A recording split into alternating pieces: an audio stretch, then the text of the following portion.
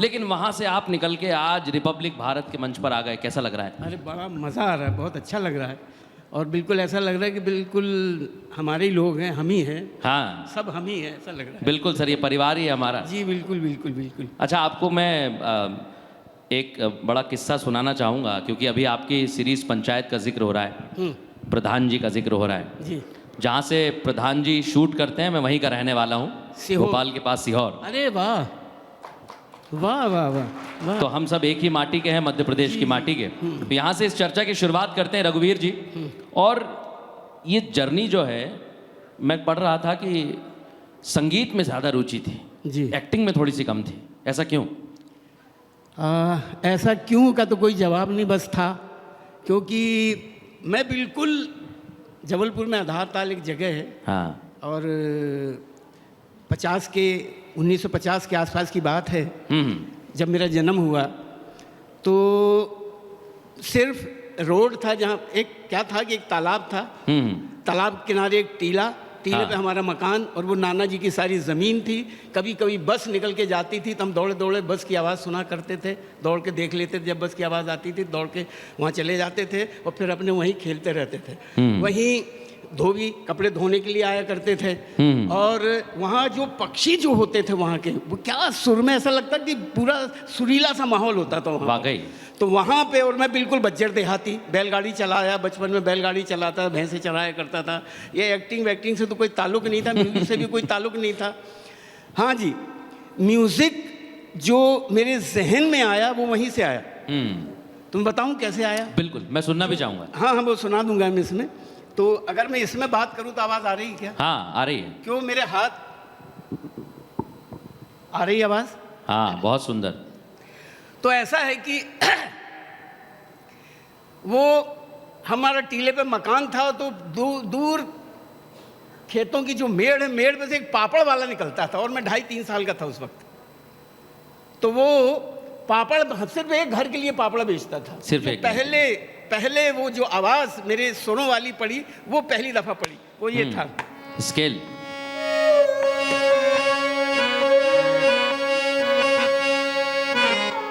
मूंग का पापड़ लो, उड़द का पापड़ लो,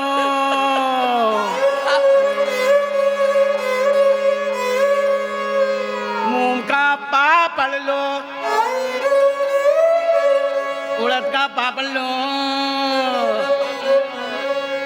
मूंग का पापड़ लो,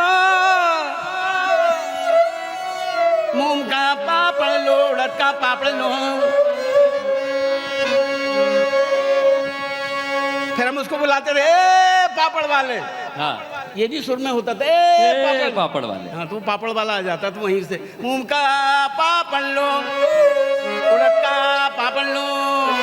फिर घर में आ जाता था, फिर पापड़ देता रहता, मूंग का पापड़ लो, उड़द का पापड़ लो, मूंग का पापड़ लो, उड़द का पापड़ लो।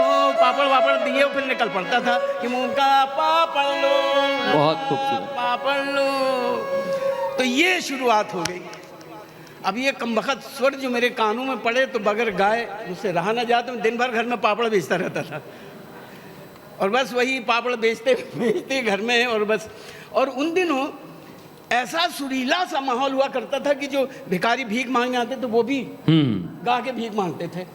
तो एक भजन था, जो अब बात चली तो मैं बता। बिल्कुल बिल्कुल जरूर।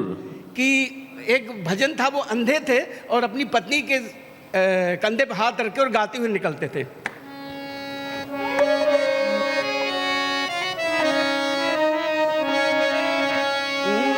आजू गई होती भो रही हो, रस खान रही कभी नंद के भो नहीं, बाको जियो जुग लाख करो रही, जसमती को सुख जात कहो नहीं।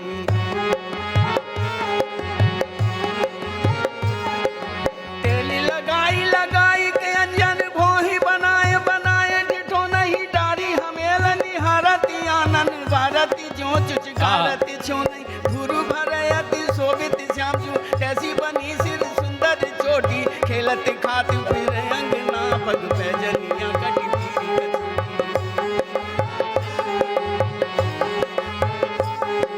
वाचा भी को रस खान मिलो, कति भारती काम कलान दी कोटी, कागी के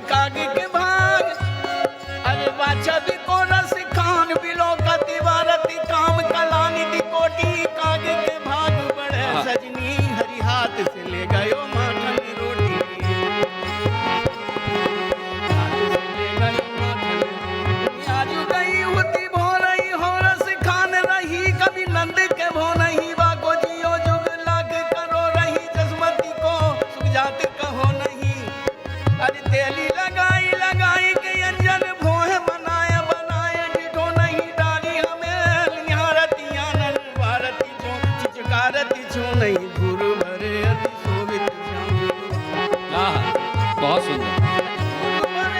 शोभित श्याम जू,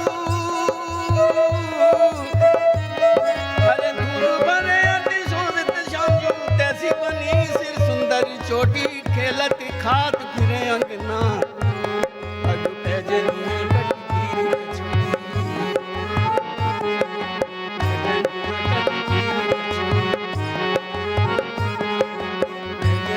कटकीरी कछोटी, छवि को रस खान बिलो गति भारती, काम कलानी की कोटी, काग के भाग बड़े सजनी, हरी हाथ से ले गए माखन रोटी, हरी हाथ से ले गयो, हरी हाथ से ले गयो रे, हरी हाथ से ले गयो माखन रोटी। आहा, वाह, जोरदार। और अन्नू जी हमारे बीच में आ गए। अनु कपूर जी, बहुत स्वागत है आपका रिपब्लिक भारत के मंच पर। आपके आते ही रघुवीर जी की ऊर्जा बढ़ गई, उनके सुर बढ़ गए। और जब अन्नू जी बैठे हुए हैं तो मैं, एक किस्सा है बड़ा जी बताइए। आपके जीवन में। आप 15 साल की उम्र में ललितपुर से भागकर पहुंच गए। नहीं, ललितपुर से भागे, जबलपुर से भागे और ललितपुर पहुंच गए। बड़ी बात यह है कि उस समय कमाई की जब बात होती है तो रघुवीर जी बड़ी छोटी सी कमाई थी। मैं, आप ही बताएंगे कितनी कमाई थी, मैं तो बोलूँगा ही नहीं, लेकिन उसका जो लगाव है वो अन्नू जी से है। आप बताइए ये हमारे दर्शकों को। ये मैं घर से चल पड़ा या भागा या निकल पड़ा, कहना बड़ा मुश्किल, क्योंकि मुझे हायर सेकेंडरी में फेल होने वाला था। मुझे पहले से अंदाज़ा हो गया था। तो वहाँ एक मेरा प्रोफेशनल दोस्त, मेरा प्रोफेशनल भगोड़ा था, जो महीने में 3-4 बार भागता था। तो क्या होता है कि एक दिन बाद रिजल्ट आने वाला था, और मेरा जो जहाँ मैं पढ़ा हूँ, मेरे मामा जी के नाम पे स्कूल है, लक्ष्मी नारायण यादव विद्या भवन, जो मेरे सगे मामा जी हैं। उनको पागल कुत्ते ने काट दिया था, तो उनकी उसमें मृत्यु हो गई थी। उस स्मृति में वो नाना जी ने मेरे स्कूल बनवाया था। तो उसी में मेरी पढ़ाई वढ़ाई, और मुझे साइंस दिलवा दिया कि नौकरी मिल जाएगी, और बस नौकरी मिलेगी हायर सेकेंडरी के बाद, और उसके बाद अच्छी नौकरी मिल जाएगी, फिर शादी कर देंगे। पर यही पूरी प्लानिंग थी घर वालों की। लेकिन मेरा तो बिल्कुल अलग। मैं तो भैंसों पे चढ़ जाता था और बैलगाड़ी चलाता, और बस इस तरह गाने वाने में जूझा रहता था। तो जैसे ही मुझे पता लगा कि फेल होने वाला, तो मैं वो स्कूल के सामने आम का पेड़ था, वहीं नीचे बैठा हुआ था। तो वो आ गया, प्रोफेशनल भगोड़ा, नरेश सूरी उसका नाम था। आया, कहने लगा कि यार क्यों बैठे हुए हैं? मैंने कहा यार फेल हो जाएंगे, समझ नहीं आ रहा करूँ क्या मैं। तो कहने लगा कि क्या सोचा? मैंने कैसा लगता है घर छोड़ के भाग जाऊं? तो कहने लगा भागोगे? प्रोफेशनल भगोड़ा साथ में। हाँ, तो मैंने कहा चलो। तो कहता मैं भी चल रहा हूँ, उसके साथ हम भागे। बगैर टिकट, हम विदाउट टिकट ललितपुर तक पहुँचे। अब ललितपुर में बाबूजी की कंपनी लगी थी, अन्नू के फादर। अच्छा। बाबूजी कहते हैं उन्हें, नाटक कंपनी लगी थी। हमने पहले दिन वहाँ नाटक देखा, 2 रुपये 50 पैसे का टिकट लेके, और रात को वहाँ साइकिल स्टैंड पे सो गए। सोने के बाद फिर उसी के फूफा जी का घर था, वहाँ पहुँचे। तो रात को वहाँ रहे, और 2-3 दिन वहाँ रहने के बाद क्या हुआ कि वो फिर वहाँ छोड़ के भाग गया मुझे। अच्छा, प्रोफेशनल था सर वो तो। हाँ, वो भगोड़ा था तो उसकी आदत थी, तो फिर भाग गया।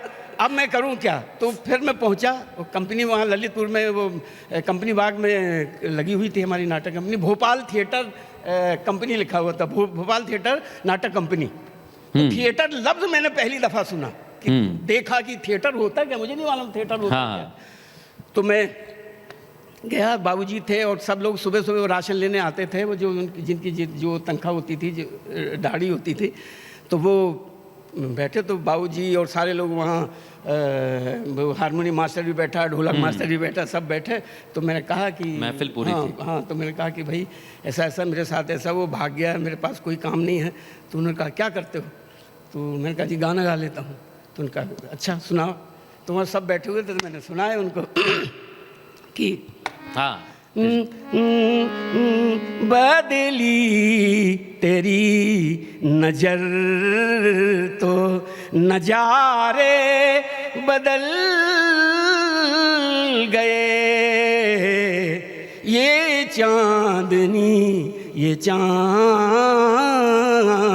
सितारे बदल गए, लहरों से पूछ लीजिए, साहिल भी है गवाह, कश्ती कश्ती मेरी डुबो के धारे बदल गए कश्ती। तो बाबूजी कहने लगे भैया गाते तो सुरीला हो लेकिन तुम्हारा तलफ़ुज़ बड़ा ख़राब है। तो मैंने उनसे कहा कि तबले पे गाऊंगा तो ठीक हो जाएगा, सुर में आ जाएगा।